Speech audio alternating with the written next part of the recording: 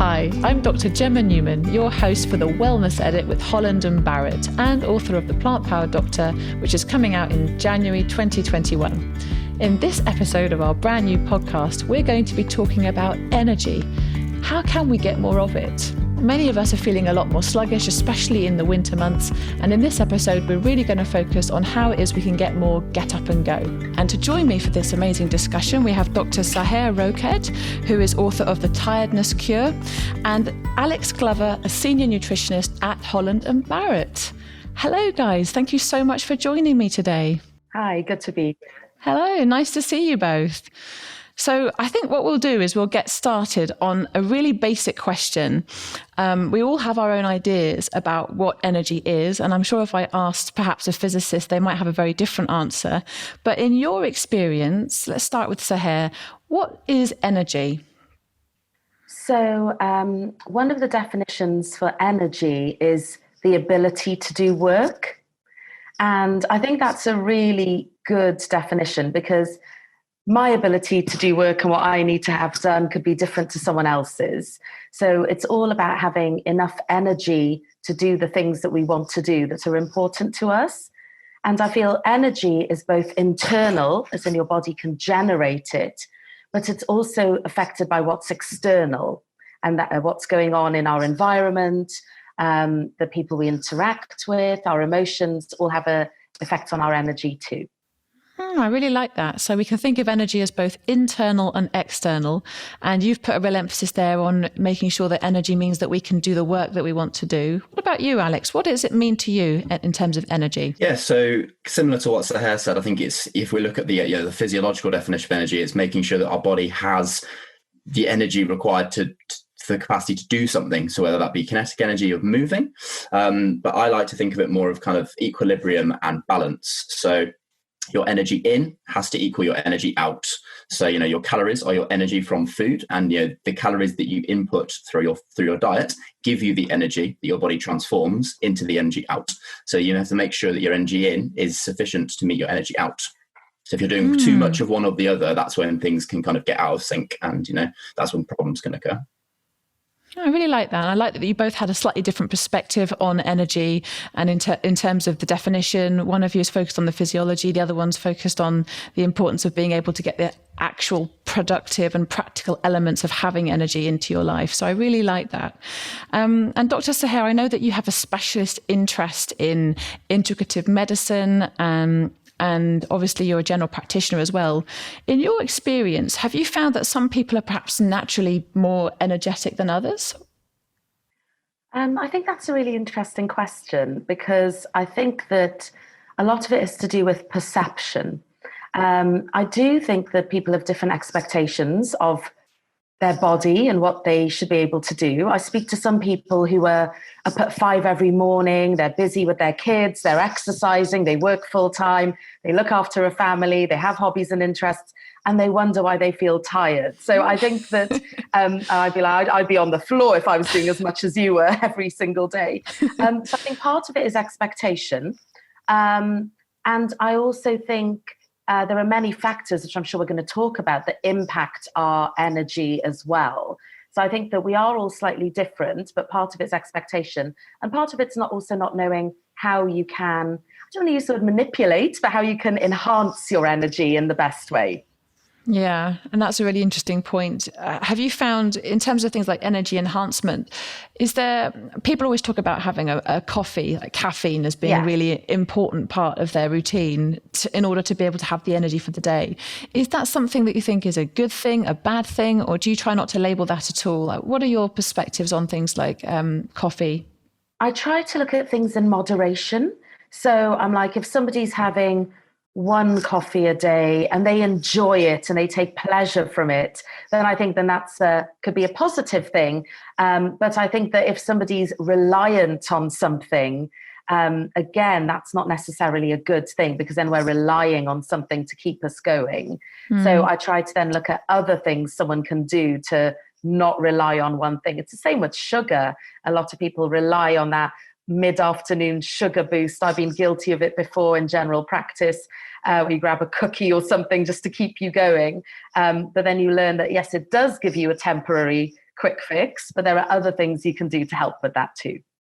And Alex, what's your experience of this? Have you noticed that people tend to use things like sugar or caffeine as a way of temporarily boosting their energy? Is that a good thing? Is that a bad thing in your experience? Absolutely, for sure. I think caffeine and sugar are kind of they're like a crutch almost. It's like, oh, I can use this if I need to, but that's what it should be used for. But it's like Saher said, when it becomes a systemic thing, when you're literally waking up and making that coffee part of your everyday routine, not only does it lose the effectiveness, obviously your body will build up a tolerance to caffeine. And the same thing with sugar. I think people kind of that 3 p.m. slump people often describe of, oh, I need a boost. I think, again, it's very behavioral. A lot of this thing, it's kind of ingrained in us that, oh, I'm tired, coffee, or, caffeine, or, oh, I'm feeling down, I'm feeling tired, I'm going to grab a biscuit or whatever.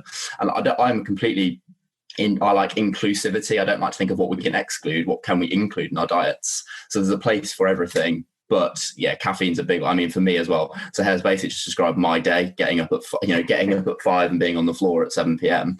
But everything in moderation. Yeah.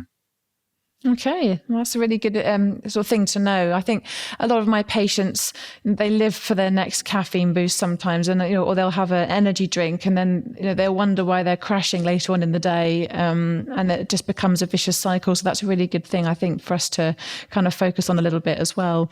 Alex, from what you've just said, balance is important to you in a lot of ways. You've mentioned using things for the right reasons.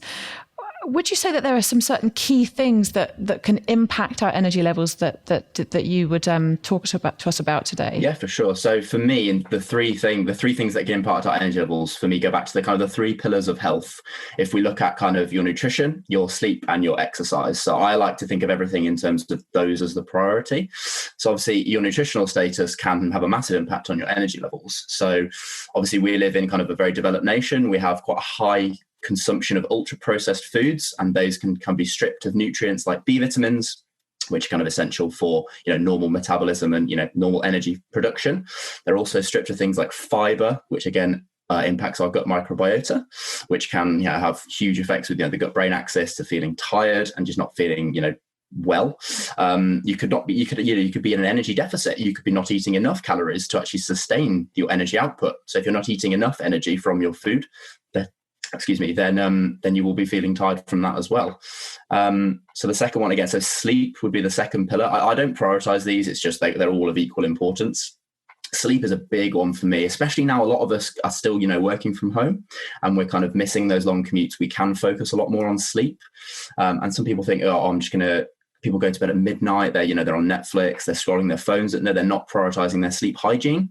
The important thing for your body's, your rhythms, circadian rhythm, the light and dark, is to make sure you're getting consistent sleep, 7 to 9 hours at kind of the same times every day, making sure that your sleep environment is good, nice and cool, dark, quiet. That's definitely something. And obviously sleep deprivation is a very, very common thing with really, really bad ramifications. If you look at kind of the research on sleep deprivation and road traffic accidents and cognition, it's really, really scary just what a little bit of sleep deprivation can do to you. I just think Mother Nature has kept it in for a reason. We spend, 30% of our life asleep. If there wasn't a really good biological reason to do that, why would we do it? I think sleep is a big thing that not enough people prioritize. They think, I'll be fine with 6 hours, when in reality, you probably need at least 8.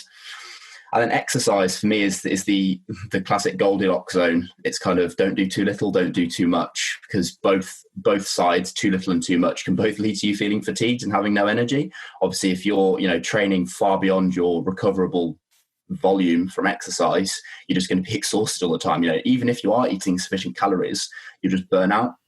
Specifically, from a neurological point of view as well, exercise, specifically like weight training and really tough endurance exercise can be very psychologically demanding. So it's just kind of finding again that balance, the sweet spot of not doing too little, because too little can lead to you feeling lethargic and kind of demotivated because you're sedentary and not moving, and then also doing too much that makes you just absolutely exhausted all the time. Okay, so you've talked about the importance of nutrition, making sure you actually have enough calories to keep you going and choosing the right kinds of foods. You've mentioned the importance of sleep, prioritizing it in these modern days when we're always on our computers and on the TV. And you've also mentioned the importance of movement, not too little, not too much, ensuring that you've got that recovery time embedded in your workout regime, but also ensuring that you're keeping moving. Now, I know, Dr. Saher, there's many other things that can also affect our energy levels and key factors that we should probably consider. What are your thoughts on any additional key factors that we should really be looking at? So I think something that's really important these days is managing stress. Yeah. So I think stress has a huge impact on our energy, on our mood, on our ability to have good quality sleep. If we're stressed, we might feel like not exercising or over-exercising. If we have a lot of stress, we tend to have a lot of the hormone cortisol in our systems. And in those cases, sometimes doing a lot of vigorous exercising, so, very intensive running or aerobics or HIIT classes, can be detrimental because it's going to push the cortisol up further. Our body's already got a lot of cortisol, and then that's going to make us feel more fatigued and more exhausted. So that's something I often ask my patients. I often ask, after you've done your spin class or your run, do you feel good? Or do you feel initially good, but then do you feel very exhausted that evening going on into the next day? Because that gives me a good idea of what their stress levels are like and how their body's reacting to cortisol. So I think all the things Alex said are really important for sure, but stress is as important too. I like that. I think what you said actually really rings true for me, because stress can really affect how much we eat, how little we eat, how much we sleep, how little we sleep, how much we move, how little we move. So I think that's a really interesting overarching point to make to help you with those three pillars. That's really great. So, we know from Alex the importance of diet and exercise. Let's move on to other factors that might be important to consider. So things like age. Dr. Saher, do you feel like age has an intrinsic impact on energy, or are you only as young as you feel? I think that there have been quite a few studies that have looked at things like telomere length. And telomeres are the parts of our chromosomes. And if they're long, that predicts longevity. And if they're short, that could be indicating a shorter lifespan.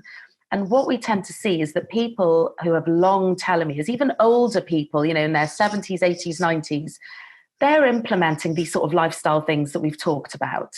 Of course, there can be some genetic factors also that influence your aging and your energy.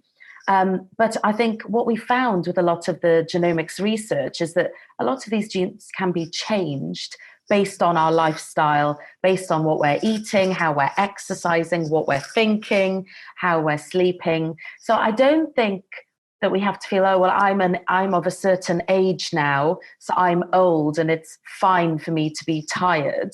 I think that can be sometimes used as an excuse, because we see plenty of 70 and 80-year-olds who are really vital, full of energy, and on some days they're doing far more than I am in a normal day, and they feel great. So I think these things can definitely be changed. Right. Yeah, that's really interesting. I read some of the research around telomeres, and there's some really fascinating research done by Dr. Elizabeth Blackburn. She's, I think, Nobel Prize nominated or winning. And there was one study in particular, I think they were looking at prostate cancer patients, and they were giving them advice on more of a plant predominant diet, exercise, and they were able to show in essence, reverse aging, because the telomere lengths were improving as far as I can recall. So, yeah, it's so interesting. So, in some senses, you really are as old as you feel. Alex, have you got anything to add to that? Yeah, I think that's really interesting about the longevity factors. I'm a big fan of Dr. David Sinclair's work.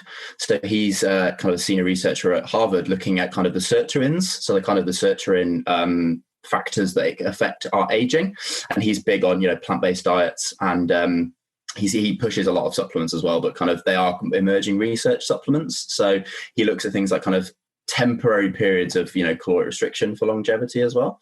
And obviously, like Saher said about telomeres, or your telomerase expression obviously changes as we age as well. So and genetics as well. So looking at the kind of the genome studies around the types of genes, and if they're homozygous or heterozygous, if they influence our energy, the variance is huge. So it can be between, I think it's like 6 and 50% of our genes can be regulated, of our energy genes can be regulated by inherited characteristics. So yeah, it's like, I completely agree. It's not a case of just being, getting older. We shouldn't see that as a kind of a sentence, or I'm getting older. This should mean I should have less energy. That's a really good point. And that's brought me on to something else that I thought of to ask you. You mentioned David Sinclair's research into reducing caloric intake for longevity. Mm-hmm. How does that play into energy? Is that something that you would personally recommend for people, or is that something that's too early to say? For me, I think there is a benefit to certain periods of your day, week, month of lower nutrient availability, specifically things like possibly keeping your blood glucose lower for a slightly more extended period of time. So that doesn't mean fasting. That could just mean having, lower glycemic index foods, lower, insulinotropic foods. I'm quite a big proponent of that, but I'm not big on kind of, David Sinclair is very big on kind of, he has like 1,000 calorie days once a week, which I don't think is evidence-based at this point. But I think there is definitely good enough data to suggest that periods of our days or weeks, we could go with having less food or less glucose specifically. So, Dr. Saher, what are your thoughts on things like fasting? Is that something that you could take too far?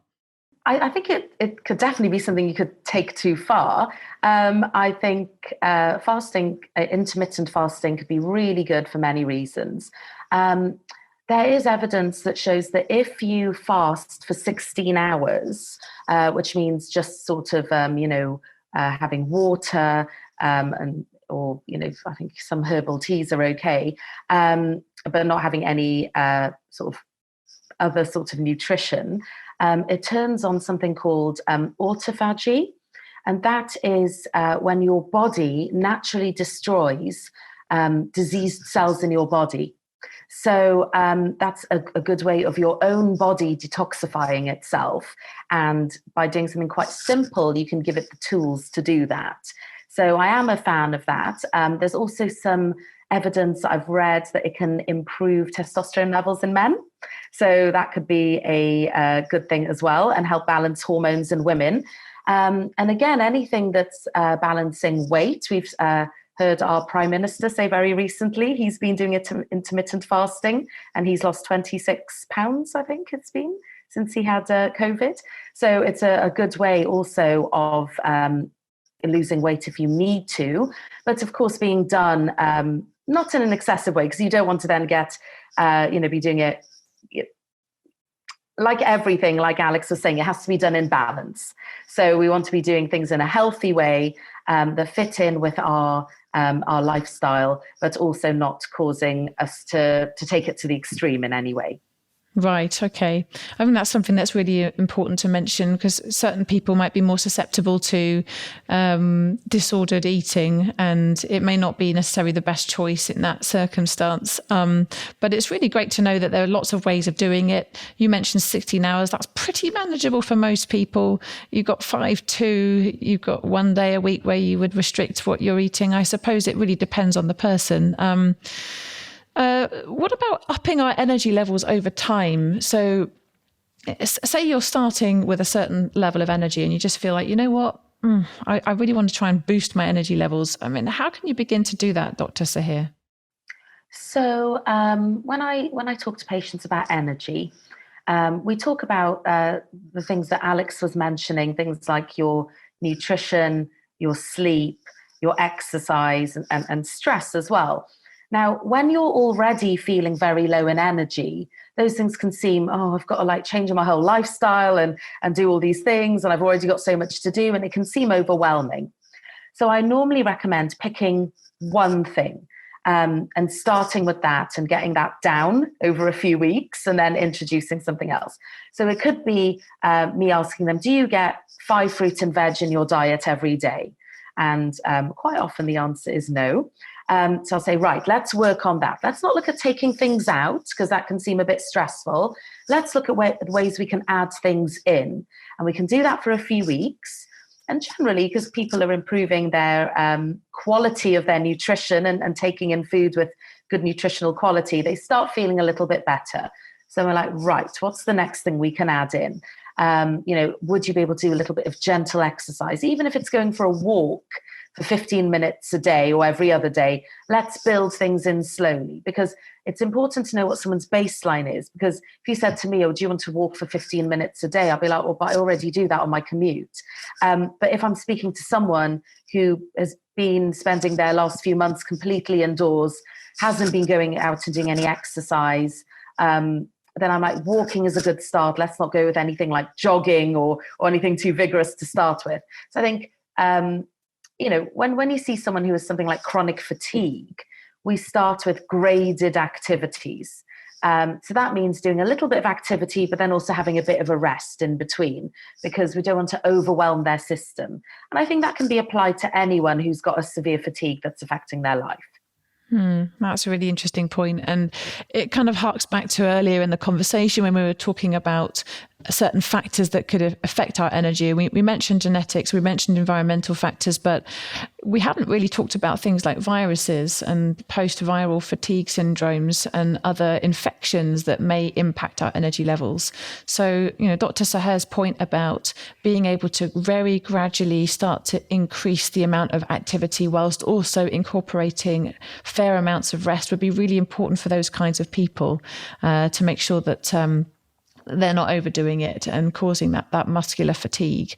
That's really great. So, Alex, what are your thoughts on things like supplements? Do you feel like that's like a quick fix type thing, or can it be really useful for boosting energy in the short term? I think if we're looking at things in terms of quick fix, I think it's very contextually dependent for me. So for me, a quick fix, let's say somebody's not sleeping and they suddenly start sleeping, for me, that is a quick fix. But I don't think there will ever be a magic elixir in terms of like a pill that will just fix everything. But again, contextually, if we're coming into the winter months now, there is one supplement that we all should be taking, which is obviously, this is vitamin D. It's October now, so the NICE guidelines and the NHS recommend that we take at least 10 micrograms between October and March. For me, that's kind of one piece of the puzzle of, SAD, kind of seasonal affective disorder. That's actually the physiological levels of vitamin D, but there are things that the benefits that we can get for our energy, we can't just get from vitamin D. So in terms of, if we look at kind of blue light exposure, so that it's so important in terms of, if we go back to what Saher said about cortisol, blue light increases cortisol in the morning, which is a good thing because cortisol is involved in the wakefulness. So it's one of the main hormones. So when melatonin is suppressed in the morning, cortisol rises. And there's a really good research on, humans that shows that if you're exposed to, bright blue light in the morning, you will be more cognitive and more awake. And obviously now we don't have that in the winter. It's trying to find ways of how can you get some sun exposure, because it's got so many benefits outside of vitamin D. And other supplements that are tended to be marketed for energy. Caffeine is a great one. Caffeine is probably the most evidence-based supplement to, for energy, but again, it's not relying on a supplement all the time. I think in certain scenarios, like if you're deficient in something like magnesium or, B12 is another one, supplementing with it will correct that part of the deficiency or that part of the problem. But, it's not something I would ever rely on. And apart from vitamin D, which is probably one of the only supplements I would say we all need to be taking this. And also, I think bringing that point into the context of the whole conversation, it's really important that if you are suddenly lacking in energy as something brand new for you, it is important to go to the doctor and make sure that you get some basic tests done so that you can rule out any specific diseases or disorders that could be causing this sudden lack in energy. Low iron, anemia, thyroid disorders, diabetes. These are the most common things that would be really great to rule out. You mentioned B12 or what else did you mention? Vitamin D. These are all things that we could also check with your doctor if you are having a sudden new lack in energy. And Dr. Saher, you'll know as well that that's a really important thing to do. What about, assuming that all of those things have already been looked at, you've been to your doctor, you don't have any underlying medical conditions. Do you think that we should be thinking about supplements? Yes, I do. I think that, like I was saying earlier, it's important to establish a baseline, and that includes finding out what somebody's diet is like. So we were talking earlier about maybe not having enough calories, and that can affect your energy. But what can equally affect your energy is having too many calories of not very nutrient-rich food. So that's something that I used to see a lot with my patients. And in those cases, of course, it's about education and also changing your diet where possible. But it can be helpful to look at some supplementation as well, just to help boost certain nutrient levels. So, I mean, let's get really specific. Say somebody, they've got a big meeting coming up, maybe they've got an evening plan and they're just feeling a bit wiped out and they want to give themselves a little energy boost. Alex has mentioned how caffeine is one of the most evidence-based boosts that we can give ourselves. But what about anything else, Dr. Saher? Is there anything else that we can do if we want that quick last-minute boost? So other than a coffee and a cookie, I think healthier ways of doing it would be, so I find B vitamins really helpful in terms of an energy boost. I also think that breathing exercises are really helpful. So maybe if you're at work, you're getting ready to go out, you're feeling a bit sluggish, getting up from your chair, standing up, taking some deep breaths in through the mouth, doing some mouth breathing in and out, maybe just for 20, 30 seconds. It sounds a bit weird, but actually moving your body and like physically shaking your body can be a good way of sort of generating your internal energy and getting energy to move around the body. Or even if you're in private, jumping up and down on the spot for about 10 to 15 seconds. As long as they see you and you don't feel silly, you'll feel a bit of an energy boost after. So these are all ways we can wake ourselves up. And I think especially when more people are working at home and we're all just sort of moving from sitting at the kitchen table to sitting on the sofa to lying in bed, standing up every so often and doing these things will give you a bit more of an energy boost. I love that, Dr. Saher. I actually do that myself and I don't care who's looking. I'll stand up, I'll do a few jumping jacks. It's amazing how much more energized you feel when you've got that lymphatic flow going. Yeah. Brilliant. Okay. So I suppose moving on then to my next point, we've talked about a few of these quick fixes that we can try. We've also talked about some of the overarching themes that we can really start to improve. What about some simple, practical changes that we can make to our lifestyles to gain more energy right now? Alex, have you got any top tips for us? So I think kind of there's some really easy ones that can be implemented for most people straight away. If we think like back to what Saher said, eating 5 portions of fruit and vegetables a day, or kind of moving more towards a whole foods diet. So, not relying on things that are in a packet, but obviously there's education to be done there as well. And there's massive diversity and kind of in people's health education in terms of knowledge of how to cook and prepare foods. But I think eating 5 fruit and veg a day is a fairly, most grocers now have got like budget ranges. They've got things in tins and frozen, all are great. So that would be one. Sleep as well. So I think just saying I'm going to go to bed at 10 p.m. every night, or, setting a reminder on your phone, or my watch beeps at me at 10 o'clock every night to say, why aren't you in bed if my heart rate's too high? So little things of setting the routine. But I think what's most important is from the things we discussed, look at your life, don't try and do it all at once and find what fits in for you. There's no such thing as the optimal way to live because we all live differently. So it's just finding how you can adhere to some of the points we've made, because any change, if you feel there's an issue, is better than none. I think that's really valuable. And I know that Dr. Saher touched on that earlier as well, didn't you? You were talking about, let's just focus on one thing, and everybody's got different ways of approaching this. If you've got a patient that's coming to you, Dr. Saher, and they're saying, look, I'm really busy all the time. I've got kids or I've got elderly parents that I'm looking after, and I'm constantly feeling washed out. Is there a top tip that you can give them to get them started with getting their get up and go back again? Yes, there is. And it's one that they often don't like. I often say, where can you make time for you? Because the reason you feel drained, one of the reasons we feel drained is not just about our physical health. It's also about our emotional and mental and spiritual health. So I always say, where can you make 10 minutes a day for yourself? What do you enjoy doing? And it could be reading. It could be, well, I used to do some mindfulness but I don't anymore. I used to do a little bit of yoga, but I don't anymore. I used to enjoy a bubble bath, but I don't have time for it anymore. And I'd say, where can we find 10 minutes, 5 days a week for you to take some time to replenish yourself? And I think that's really important if you're really busy, if you're a caregiver, if you have children, if you have a busy job, to go, where can I get just 10 minutes a day to give something back to myself? And that actually makes a huge difference to your mental health and emotional health. And it also does make you feel a lot better in yourself, that your day isn't just about everything you have to give to other people. It's about, what can I give to myself? What can you give to yourself as well as what you can give to other people? I really like that. I think that's really valuable.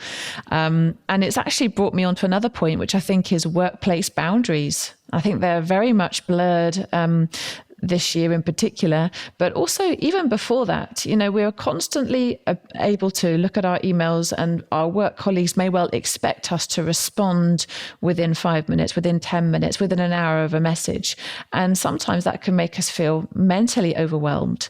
Moving on and sort of adding to that would be, if that sounds like you, consider creating healthy workplace boundaries with your colleagues to ensure that when you do have your family responsibilities, you can actually focus on them entirely, rather than having in the back of your mind, I should double check whether somebody's asked me to do something, or what I was supposed to do with this project or that thing. So I think that's another great top tip as well. Given that we're all working from home more than we were, I think that's a pretty central thing to talk about right now. So we've already covered the importance of maintaining balance when it comes to movement and rest. And you've already said to us that it's important for us to listen to our bodies if they're tired. And Alex has said that he feels that 8 hours is a reasonable minimum for most of us to achieve. Dr. Saher, what, in your experience, can sleep do for us, and how does it affect our energy levels? Oh, so sleep's really, really important. Again, it's when our body does all the repair and replenishes us. So having a good quality sleep is really important. And I think that quality is as important as quantity. We've all spoken to people, I'm sure, who've said, I go to bed at 10 and I get up at 7, but I just lie there awake for hours on end and I feel awful and frustrated. So I think the things that we can do to improve the quality is also really important. So Alex mentioned some things earlier about, sort of winding down at a certain time, removing the screen time so that our bodies can produce more melatonin, so we get a deeper, more restful sleep. I think having some sort of wind down routine in the evening can be good, because it helps us to get our brain into our brain just to know, it's time to wind down now, it's time to go to sleep. So not to be checking emails, not to be watching a scary film that's going to get your heart rate pumping, maybe to do some journaling, keep a gratitude list. I was going to say the news, for that matter. I think exactly. Watching late night news at the moment is always going to be a bit of a downer for you. Yeah, exactly. Yes, I like to, write a gratitude list in my journal before I go to bed, because that helps me reflect on my day, pick out a few key points that I enjoyed, and also then maybe just write a few things about what I want to achieve over the next day, because I think it gets you in that right sort of mind frame. You can also read, because it's not as stimulating as looking at the screen, or listen to some relaxing music, or do a little meditation or some wind down stretching. So I think and you don't have to do these things for hours on end. You could do this for maybe 15 minutes as you're getting ready for bed. And I just think it's just putting your body into that state of knowing it's time to wind down, it's time to relax, it's time to lie down, and it's time to rest and go to sleep. I love that, Dr. Saher. And I think, we do it for our kids. Why don't we do it for ourselves? The kids, they have their little wind down routine. They have their bath. They have their story. We should so do the same thing for ourselves. Yeah, we get to a certain age and we just think, we don't need that anymore. We're adults now, but we probably always need it. Oh, we do. We always need a little bit of nurturing. Oh, that's been so interesting. I think, we've covered so much ground today, and we've just talked about the importance of sleep. If our listeners are interested to learn more about sleep, please delve deeply into the issue of sleep. But this energy episode has been truly fascinating. Alex, have you got any last tips that can really help people get their get up and go back that we haven't already covered in this extensive chat? Yeah, so we've covered a lot in this chat. Like I've said before, it's kind of not focusing on what's perfect, doing what you can, because any little thing could make a big difference, and kind of little hacks you can do throughout the day. So, certain tea, like green tea, for example, has high amounts of L-theanine. L-theanine has been shown to kind of increase your kind of alpha brain activity. So it can help with kind of just general concentration. So utilizing things like that. Green tea is obviously lowering caffeine as well. Or, taking a green tea supplement, it's got high amounts of that amino acid in as well. But going back to the point I always stress with everybody I've ever worked with is adherence, because that's if we're looking at the pyramid, adherence is the foundation of everything. So if something isn't working for you, it's like a pieces of a jigsaw. Don't try and force them together. You might be able to force them together, but they won't fit properly. So just try and find ways to incorporate anything you can into your lifestyle, because we're all in such different stages in our life. We're all in such different scenarios. So it's very difficult to obviously give like completely personalized advice, but taking from what we've said, you could probably apply, at least one thing into your daily routine. So your takeaway point here is really find the thing from this chat today that you think you can maintain. Yes, maintain every day. That's it. Right. Okay. Fabulous. And Dr. Saher, have you got any last minute words of advice for us? I agree with everything Alex just said. And I think it's about being kind to yourself. I think we all put a lot of pressure on ourselves to, it's almost like a badge of honor. The busier you are, the better you are. But that's not necessarily true. So if you feel like you're forcing yourself to do things that you don't necessarily really want to do, I think just be kind to yourself. Listen to your body when you need to rest. Take a night in when you need to. I see a lot of women for hormone balancing in the perimenopause and the menopause, and that's especially important then because your whole physiology is changing. So really just be kind to yourself. Work in a way that suits you. And that's maybe one of the good things from this year, that people have more flexible working, to do everything by ourselves, and really put the focus back onto yourself and being kind to yourself. Oh, that's absolutely top advice. Thank you so much, Dr. Saher. I cannot agree more. And wow, we've covered so much ground. I really think that we've been able to find some great things to help people feel a little bit less sluggish and enjoy a little bit more energy in their lives. So thank you so much to Dr. Roked and Alex Glover for joining me today. And thank you to all of you who've been listening. Thank you very much. Pleasure. Thank you. Thank you. Join me again for our next episode when we'll be talking about how to deal with problem skin and that especially 2020 problem, maskne.